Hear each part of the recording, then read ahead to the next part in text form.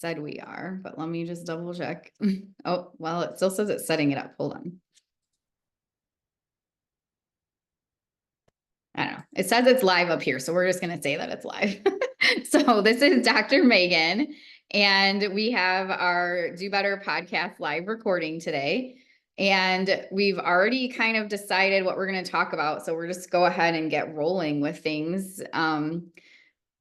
We have Joe and a couple of folks from the collective, Leslie and Laura, are here. And then, of course, we'll be checking in to see if anyone's participating on our Facebook page as we go as well. Joe, do you want to say hi? I just kind of like kept talking after saying who I want. It's okay. Hey, everyone. All right. And I'm confirming we are live on Facebook. So for the topic today, I was sharing that I just got back from a conference. It's a CARES conference hosted by UCP, United Caring Partners, in Utica, New York. And we did a panel discussion on the first day of the conference. It was a wonderful discussion. And Leslie, I was so excited because Natalie was on the panel with us. And I always love to hear like anything she has to share. And I always remember that you helped connect her with the collective. So thank you for that and bringing her into my life because I always learned so much from her. And the question was, what, like we were talking about various issues that our field is looking at and trying to address right now. And each person on the panel went around and shared what they think some of the most pressing issues are for our field and how we can address those issues. And then the final question to close out the panel, and I should mention the panel was hosted by ABA Inside Track. So this was their question, but I just really loved the question. And I think it'd be really good for all of us to be thinking about if you're not already. And the question was, in 6 years, I don't know why it was 6, but I think it's because the conference goes every other year. So it'll be happening again in 2 years, but they were giving it some time, a few years down the line at a future conference. What do we hope the field of behavior analysis looks like? And what do we hope to see at conferences like the one we were just at? So I obviously have my answer, but I'm curious to know, Joe, what your thoughts would be, and Leslie or Laura, if you want to share what your thoughts would be on the answer to that question. Oh man, I could this would be a topic for me to sit down at the lake early in the morning with coffee and just think about and ponder, because you can go so deep with just our field and just thinking where we're currently at in our field. And there's so many different issues that I feel like this question can be geared towards. So I'm going to take a couple of things that I'm thinking that are where I think our field should be in 6 years. And that's the question, is where do you see our field in 6 years, right, Megan? I mean, I did this time. I muted myself. You could talk about the field broadly. You could talk about service delivery, conferences, like any aspect you want to focus on. All right, awesome. So one of the things I'm really into right now and we're looking into deeply is how our field is utilizing artificial intelligence, or AI. I feel like this is something that it's a hot topic now, but it's going to be more relevant and even more pressing as we go through the next couple months. And I say that is because AI is advancing so quickly and so fast that if we don't take it seriously and decide how to ethically utilize AI, but also as providers utilize AI, there could be a couple of different scenarios. One could be that our field is left behind in the dust because we have no guidelines, no parameters, and we're not utilizing AI. The other aspect is if our field grabs a hold of this AI and runs with it without any guidelines, that's an issue as well, because what there's no guidelines as far as to like what's ethical, how you can be HIPAA compliant, as far as utilizing the service. And there are already so many different providers out there that are using AI, or there's so many different products out there that utilize AI and is geared towards our providers or clinicians utilizing it without any thought of like, if it's HIPAA compliant, what's the system, how does it protects the your information, or how much of what you get from AI can you utilize in your documents, your session notes, your programming, making clinical decisions. So like in 6 years, I hope our field has a guideline and also like really set standards as far as what is okay use of AI in the ABA field, how we disseminate that information to stakeholders that we utilize AI. And we have this ethical component, even in our ethics code, of like using AI responsibly. So then we'll get into a situation where we just make the field look even worse, because we're not focusing on making sure that we're upholding the ethics in our field in this high regard.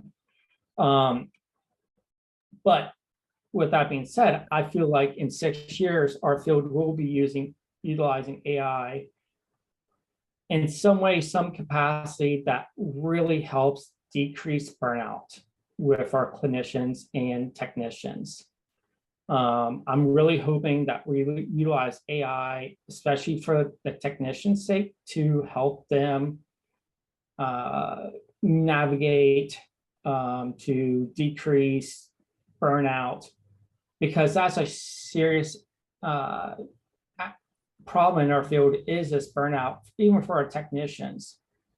And I want them to be able, and also to have them be able to have more of a work-life balance, because right now, like them producing session notes, them running from client to client for like maybe having 3 clients in one day, it's a lot. And I really hope our field has a better system at utilizing AI to support our technicians. What does that look like? I have no clue. There are so many different applications that we can utilize AI, but it's also what's going to be the most beneficial, while also making sure the focus, as always, is our client and what's best for that client, while protecting their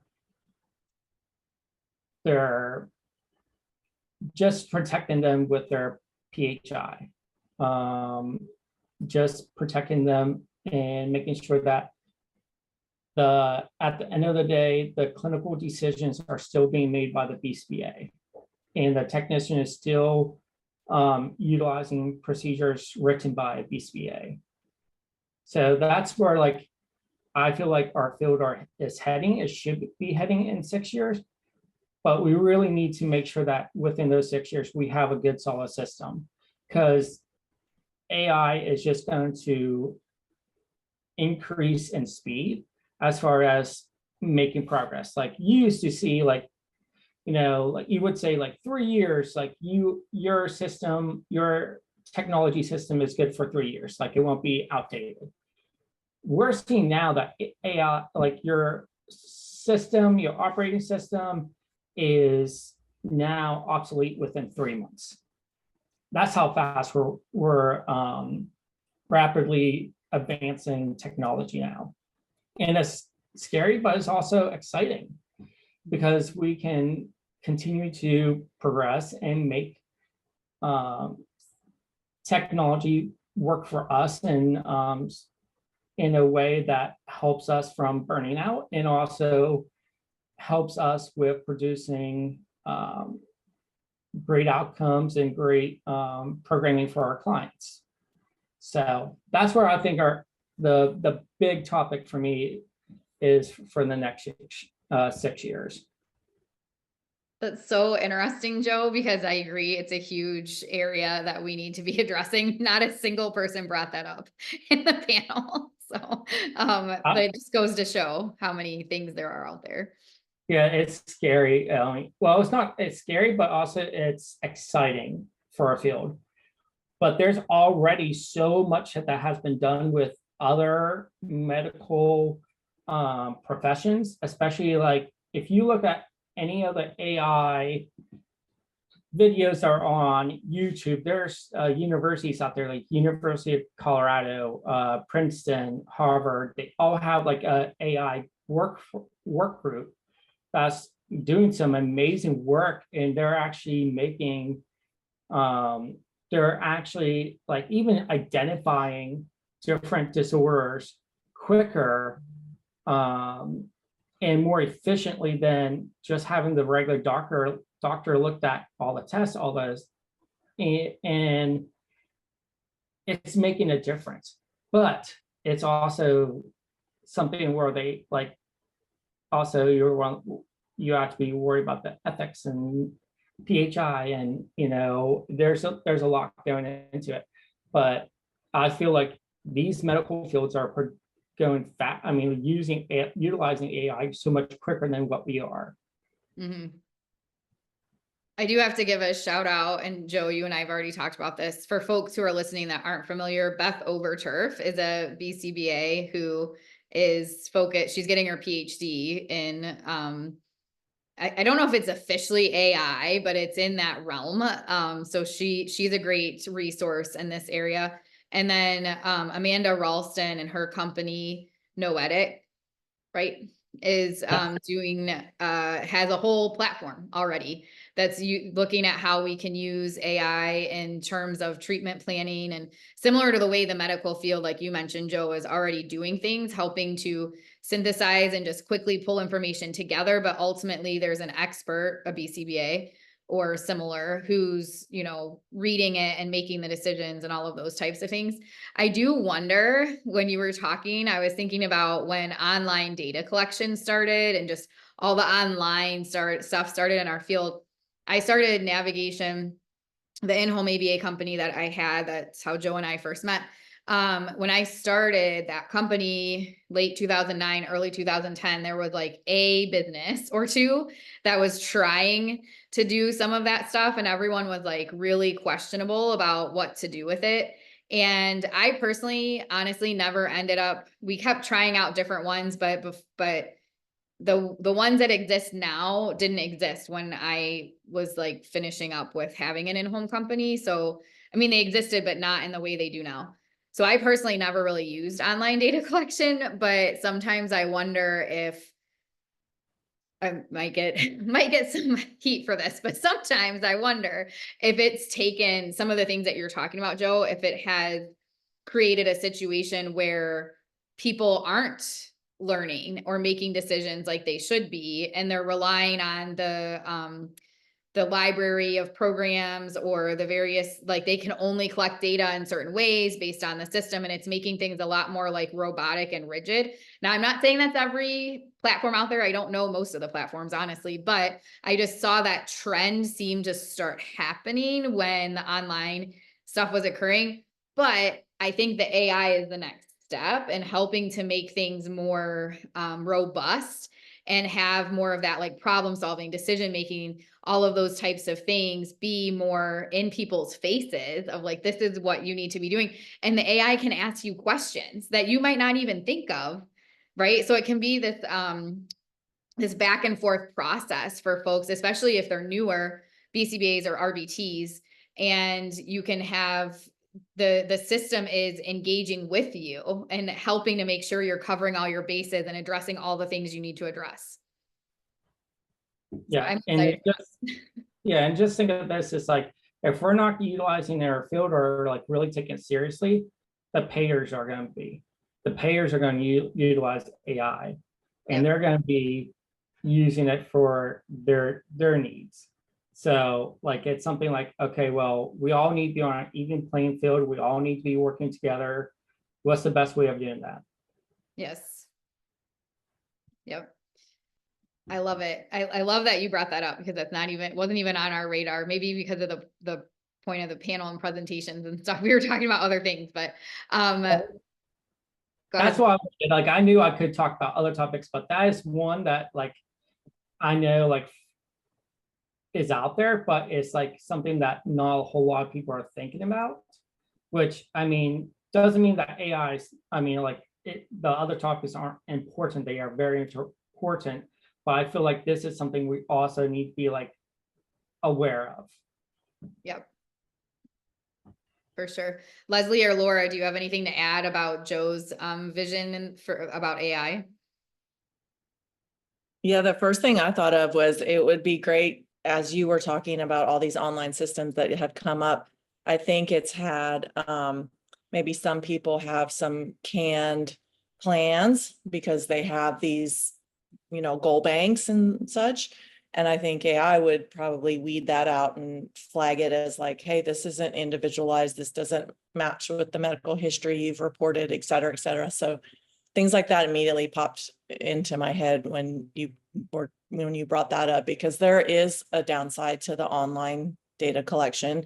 And I think while it makes it easy in some respects, it doesn't necessarily lend itself to individualization of like, you don't want to recreate the wheel every time, right? But this client isn't the same as this client. And so there is some areas to tweak, and that takes time. And we already know how much time assessments and treatment plan writing and all of these things to make it compatible to insurance needs take. That I can see that's where people might skip a step. And I think AI would be great to flag it. And like you say, ask questions you maybe didn't even think of. Mm-hmm. Yes. Oh, I love that, Leslie. That's amazing. And when you were saying that, I was thinking about from a teaching perspective, sometimes what we're doing right now with ChatGPT is I might have like a checklist of things I want to make sure I'm doing for social media posts because I'm not a marketing person. I'm not good at social media posts. So I have my these are the things that I want to convey. And I can give ChatGPT that checklist and say, does what I wrote meet this checklist? And then it can give me feedback on that. And it takes out I wouldn't have to go to if I had a marketing supervisor or something, I wouldn't have to go to them. Joe was talking about burnout, right? Like you could have those types of things already in there. Now, again, you still would need people, I think, at least for now, to double check and make sure it's not missing something and make sure everything's getting refined. But there's still that in between space where more practicing, just like with, when we think about personalized systems of instruction and the things that Keller was creating back in the day, this would be phenomenal for creating personalized systems of instruction that are interactive and can change as the person is giving their information. Then the AI can come back and say, oh, you're weak in these areas and these areas are great. And then you could take that report to your supervisor and go get, more training and feedback on that stuff. Yeah, I'll just be honest. I mean, as I go from assessment to assessment, we do it every 6 months, but sometimes I'll look back and like, oh my gosh, that was a huge skill deficit. How did I not see that? And I feel like that's just something a computer could easily recognize. Yep. Excellent. Well, I saw Laura, do you still not have anything to add? I don't want to move on without asking you. No, no, I didn't realize I was joining the podcast. This is my first time, so okay. I'm enjoying it. But just feel free just to listen and nod your head or shake your head or do whatever you want. Okay, so the next part then would be Leslie. Before I share my answer, Leslie or Laura, if either one of you want to chime in on your vision for in 6 years from now for the field. Well, it's funny because I just renewed this morning. My 6 year, I've been a BCBA for 6 years in August. And so that's, when we had quarterly testing. So my renewal came up And so I was like, wow, 6 years. So it's funny that that was the number, because I have kind of reflected where I was 6 years ago. And the first thing that popped into my head with this question was, I really would like the BACB to continue their evolution of training, since now, because when I got in kind of right at the cusp of this explosion of BCBAs, and I like that we add, the first year, you can't be training a future BCBA, you have to do a year before you're supervising. But I really think with the volume that we've taken in at this point, there needs to be a little bit more robust training. I like the idea of an internship sort of thing that I know a company here or there is implemented with their interns they train, and then they take their test, and then they have an assigned mentor and something like that.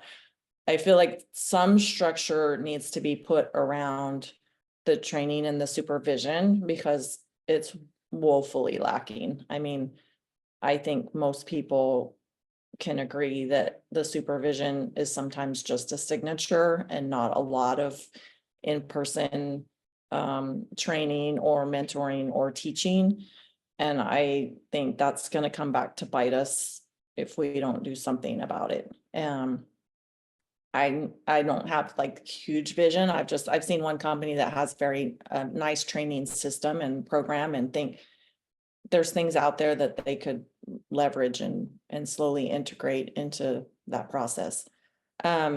And then I think it'd be cool, like, I haven't seen, and maybe I just haven't seen it, but conferences that include like in training BCBAs or whatever we want to call it, like not just RBTs, but like actual conference sessions, not a whole conference maybe, but sessions that are geared to those folks, to like draw them in before you're just a BCBA, and then you start going. I know some people do, like, I mean, I did, but they don't need to get CEs, maybe we have a nominal number of CEs. Maybe there's some structure to be set up. I mean, these are kind of systemic big things, but I just think we're getting people that can pass the test, that's what they can do, is pass the test. And like I say, I really think we're not thinking long-term, and, paying these folks a lot of money to bring in billable hours, and some of them just don't get the support that they need, which I think is what's leading to this burnout. Like, they don't know, they don't have steps in place to be efficient with their time. They don't have this problem solving practice. Some of them have minimal direct hours with clients, even because all of their supervision was, unrestricted. And I just think, I don't know how no one is in the last 6 years realized that there might need to be some things put in place, but what I'm seeing coming out in our area is kind of disappointing. And, the clients are suffering. And I mean, these kids are only young for a short time. We have such a small window to make change sometimes. And it really is important. It's not just like a desk job that, oh, well, you can learn it in 3 to 5 years and then we'll throw you out there. I mean, this is like minutes for these kids is valuable and shouldn't be wasted. So that was like my big thing. I mean, there's, like Joe said, there's 100 things you want to see, but those I think would be really big changes for our field. And that was the question. Laura, did you want to say something? Yeah, I did want to say something. So one of the things that I've been thinking a lot about that I don't feel like our field really gets is that I work with autistic children. And so that these children are part of a family system, and we're not just working with that child, we're working with the family. And we can't just focus on the child. We've got to figure out how to understand those family dynamics and work with that child's whole family. I really think we need more emphasis on human development in our training. I think we end up pathologizing what is not pathological sometimes, and it would be a lot better for our clients if all of the BCBAs and the RBTs had a better idea about how humans develop and grow, and not just looking at it as sort of this robot to be programmed. Those are excellent points as well. Leslie and Laura, both of you, I think, shared some really good insights on things that we can hope to see change for the field in 6 years. Joe, did you have any thoughts, anything you want to ask Leslie or Laura about their suggestions? I mean, I absolutely love the idea of additional guidelines as far as like supervision goes for BCBA candidates. And I know there are conferences out there that have like a discounted rate for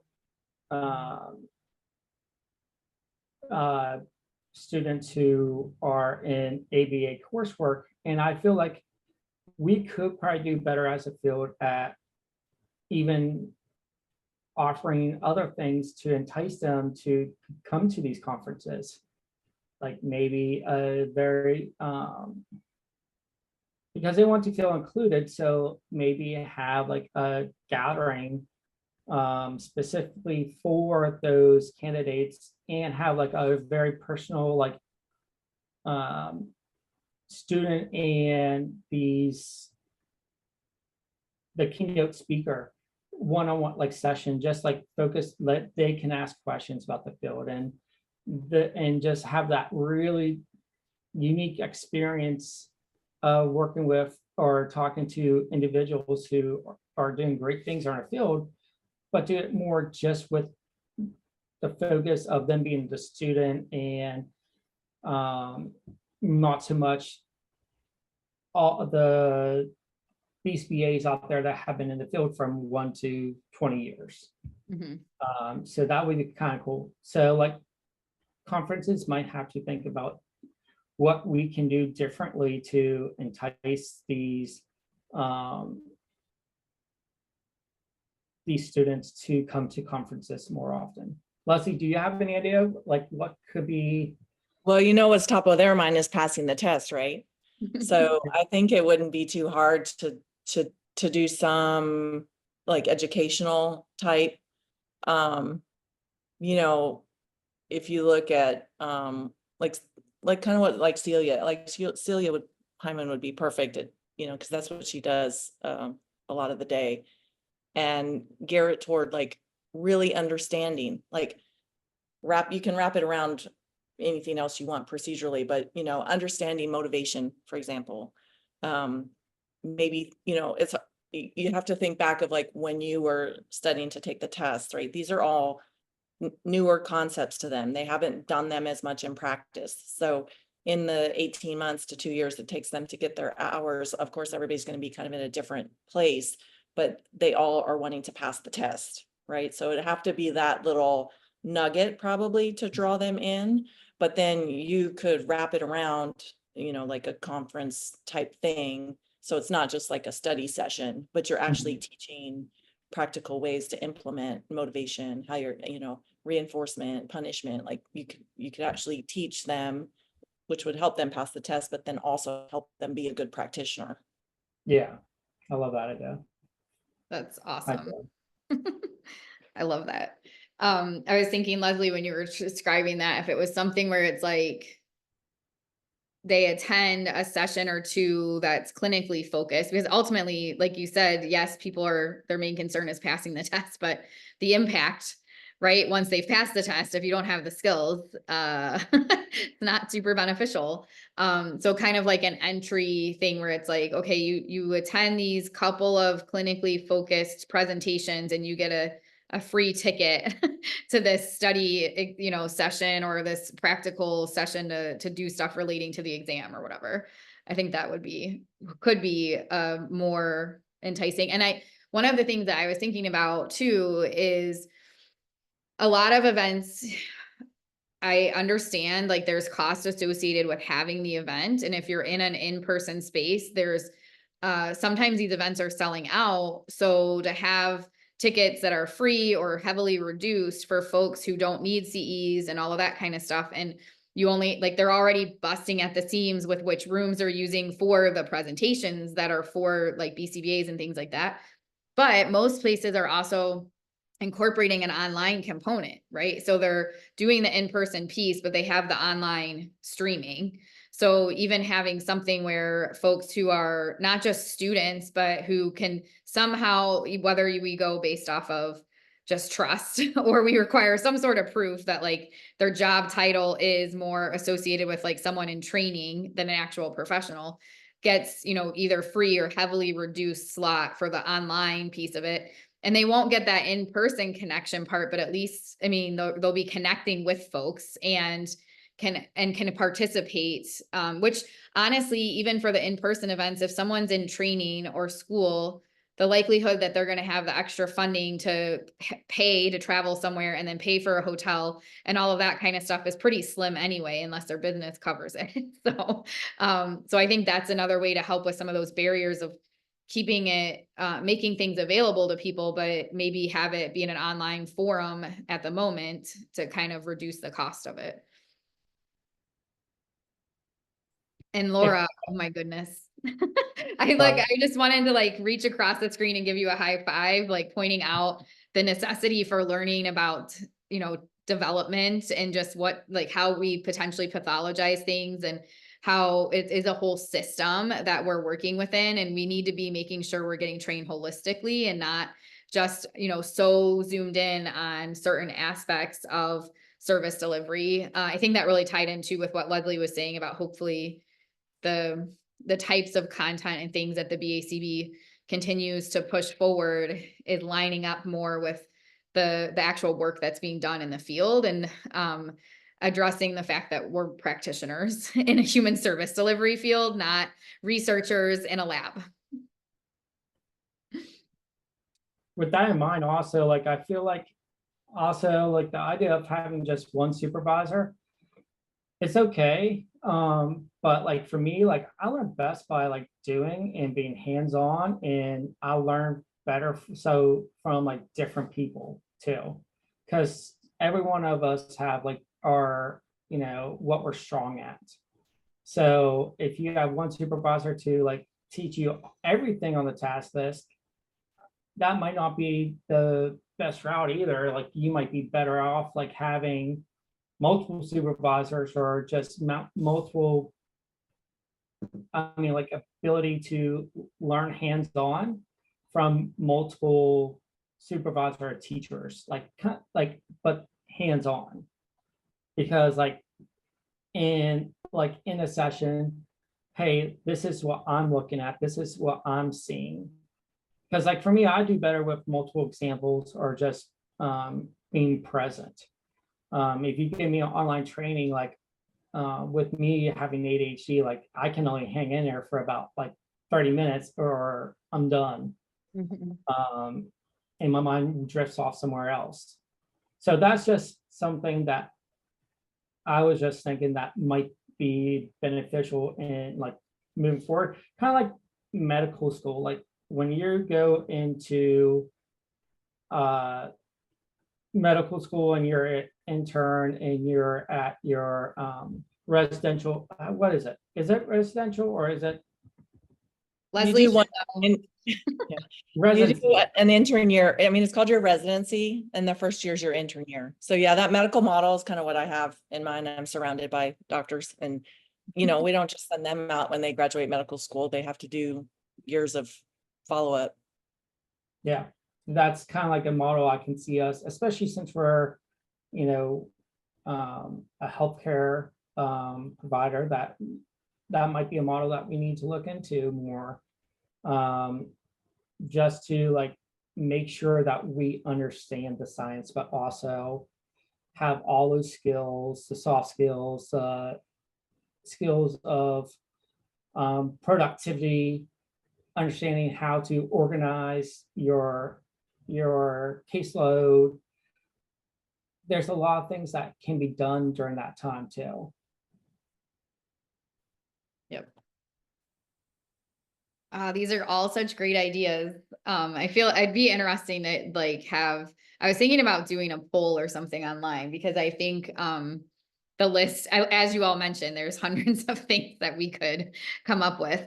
So I'll share, I don't remember everything, and I really wish the panel wasn't recorded, and I really wish I have a new AI thing, speaking of AI, called Plod Note. Has anyone heard of Plod Note? You put it on like the back of your phone, and you obviously want to tell people you're doing it, but it can record the conversation and then it summarizes it for you, like Fathom does when I'm on Zoom. And there's all sorts of different formats for the notes, and you can get a transcript and all this cool stuff. And I was like kicking myself for not having it at the panel, because I'm sure everyone would have agreed to, you know, have it summarize things for us. But anyway, so I don't fully remember what everyone said, but Natalie went first and was sitting right next to me. So of course that's the fresher one for me.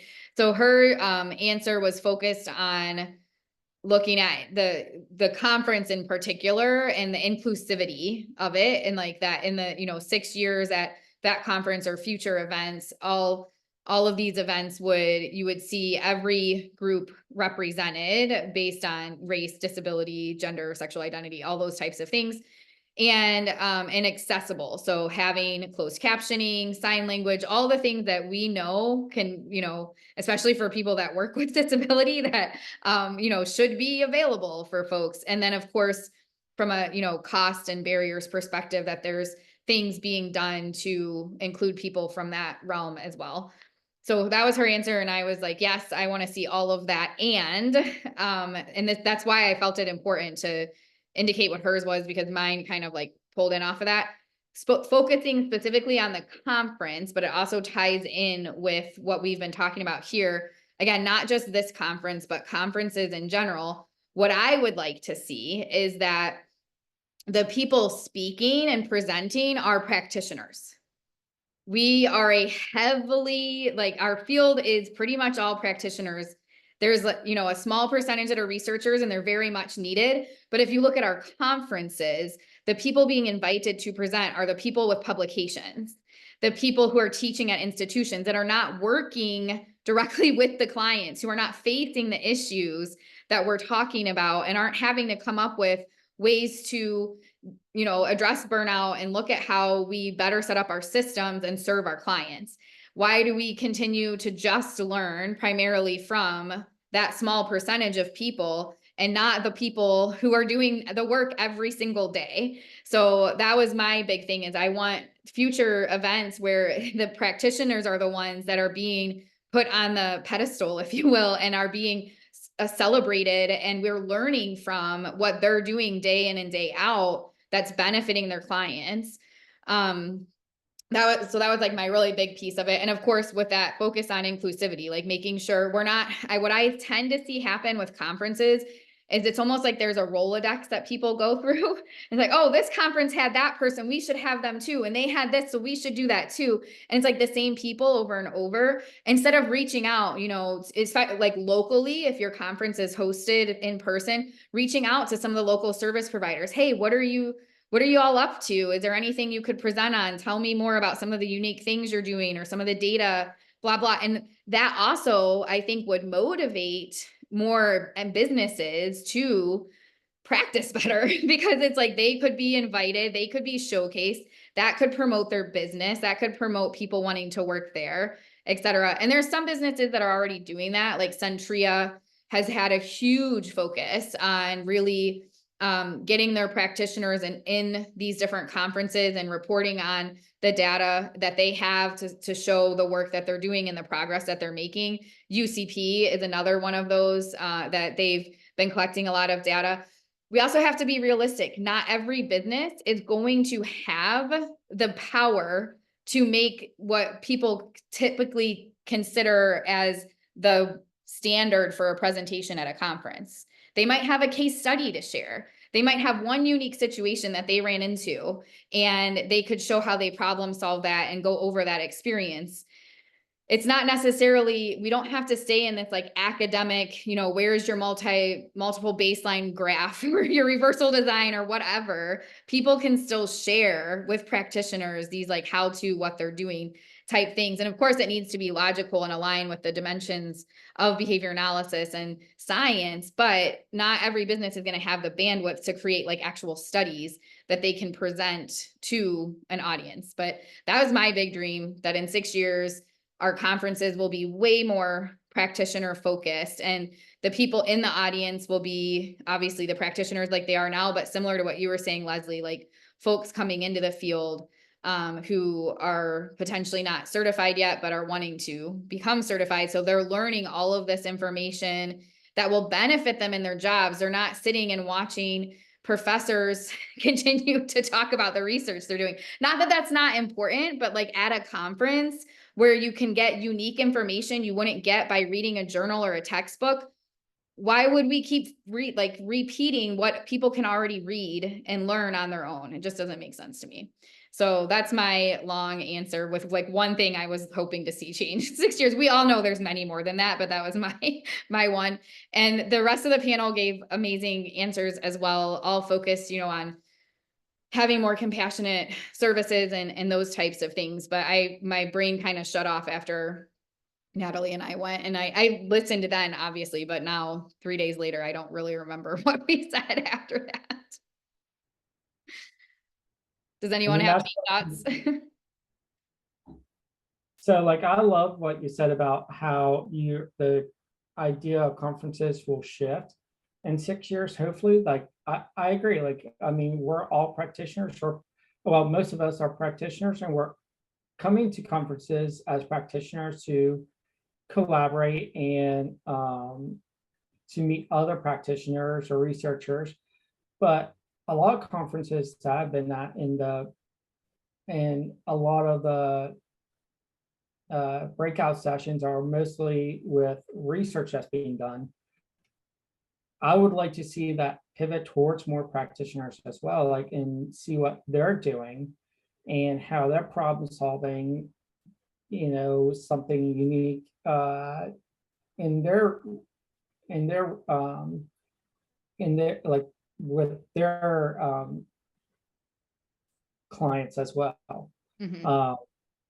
I feel like one thing that would be really neat to see is more practitioners coming out who are working with adults to present and attend these conferences and give their like either research or their have conference more focus on adults as well, because I think in 6 years we're going to see also a shift in focus, because our clients are growing up to be adults and they're going to need services still even as adults.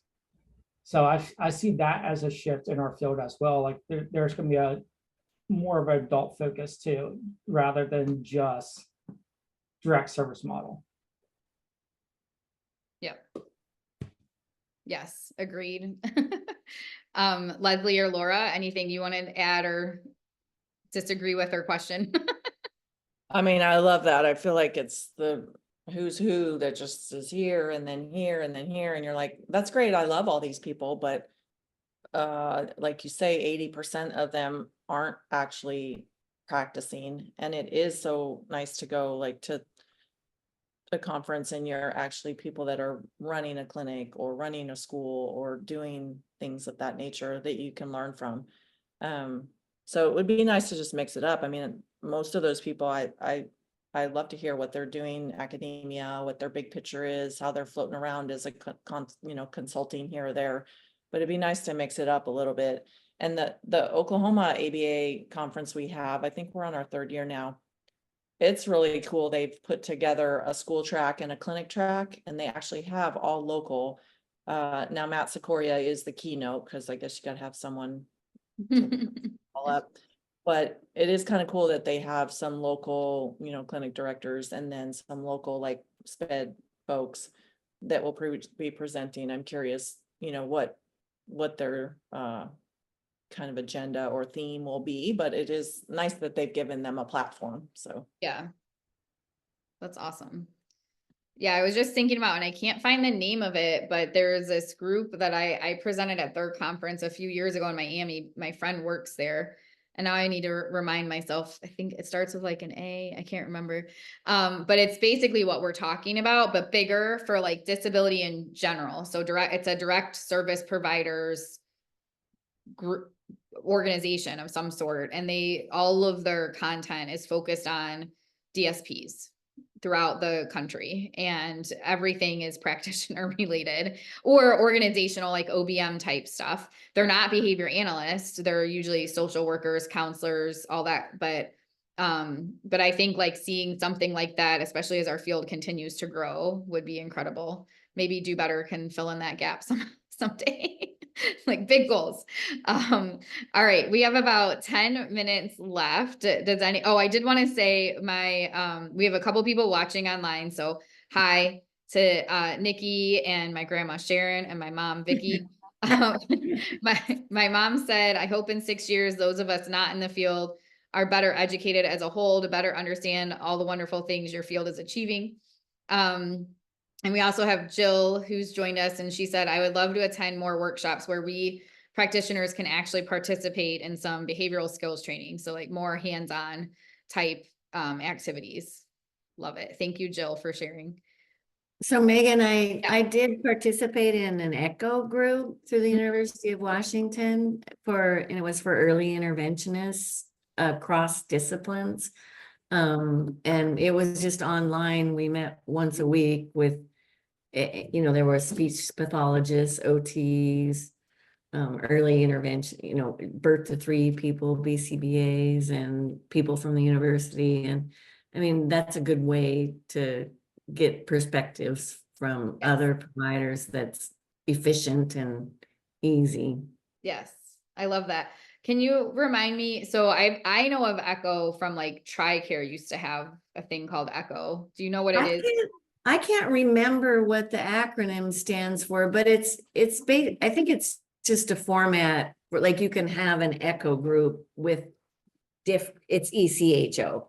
You can have an ECHO group with different constituents, but this one was an ECHO group for early interventionists. Okay. And it was through the University of Washington, the Autism Center there. Nice.